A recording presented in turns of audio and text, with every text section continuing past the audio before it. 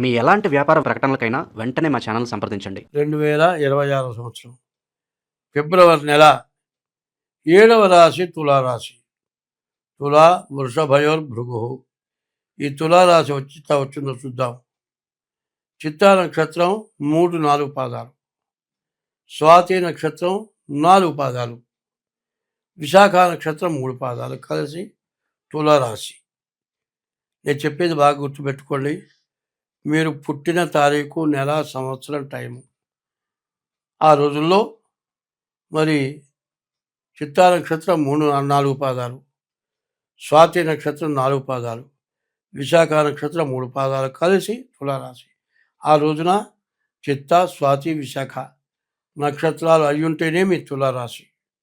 ఏదో పిలిచే పేరుని బట్టి నేను తులారాశి అండి, నువ్వు సరిగ్గా చెప్పలేదండి ఫోన్లు చేస్తూ ఉంటారు.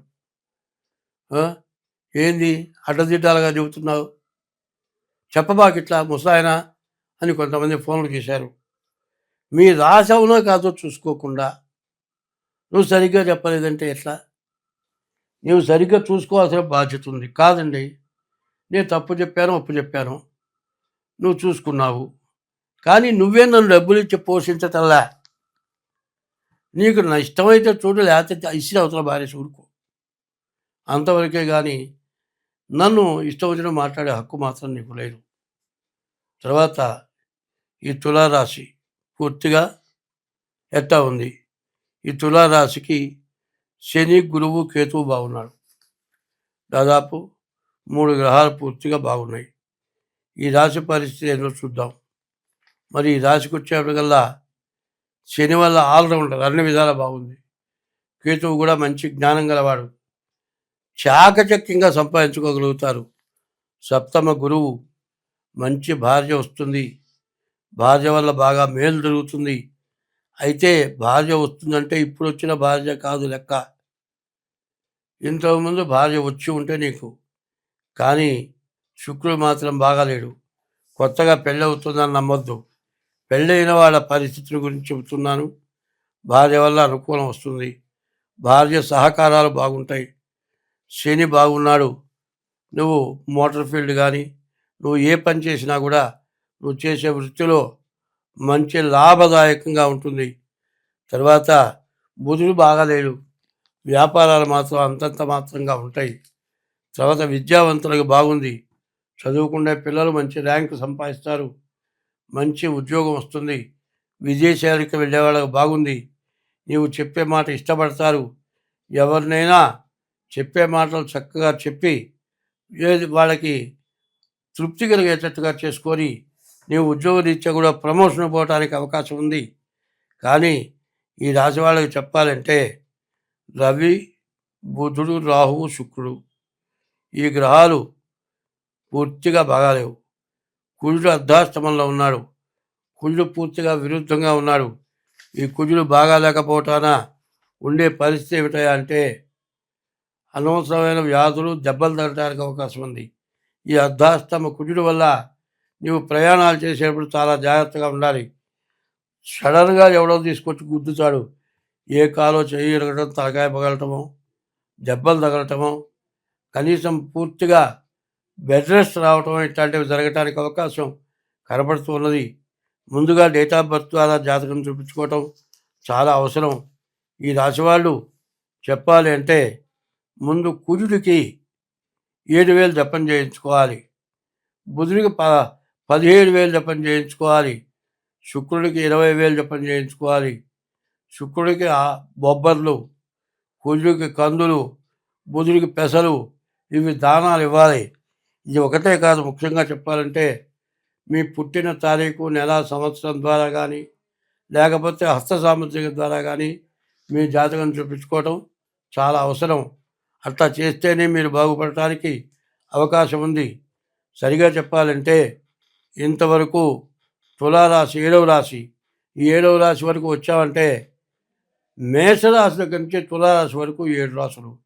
ఈ 7 రాశుల్లో ఏ రాశి కూడా సరిగ్గా బాగా ఉంది, అన్ని విధాలా సంతోషంగా ఉంది, మీకేం తిరుగులేదు అని చెప్పటానికి తగినటువంటి పరిస్థితి కనపడలేదు. కారణం ఏంటంటే 2026 సంవత్సరమే బాగాలేదు. చూడండి 26, 2026, 26 అయినప్పటికల్లా 2, 6, 8, 8, 2, 10 సంఖ్య 8 కానీ 10 కానీ మంచి సంఖ్య కాదు. 10 వచ్చేప్పుడు 0 వచ్చింది. 6, 2, 8 సంఖ్య బాగాలేదు. మరి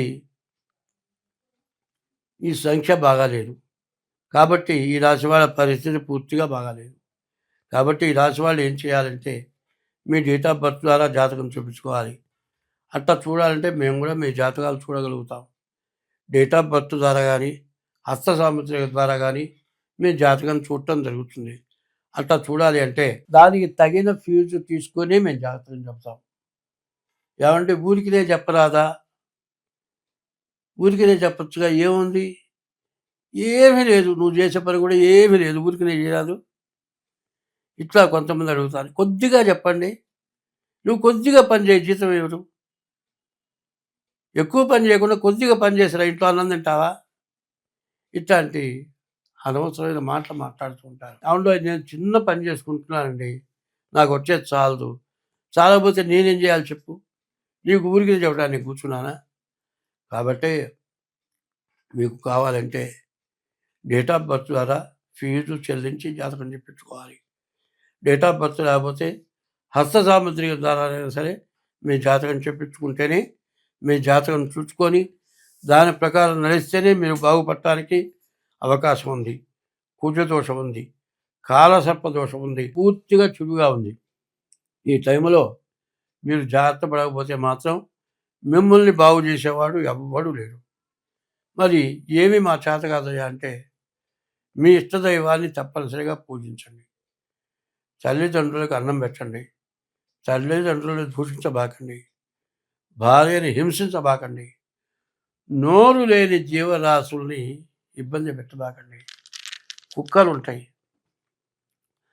అడవిలో ఉండేవేమో మరి అడవి సింహాలు, ఊళ్ళో ఉండేవి గ్రామ సింహాలు. కుక్కలు గ్రామ సింహాలు దొంగల్ని పట్టుకుంటాయి నువ్వు అన్నం పెట్టకపోయినా.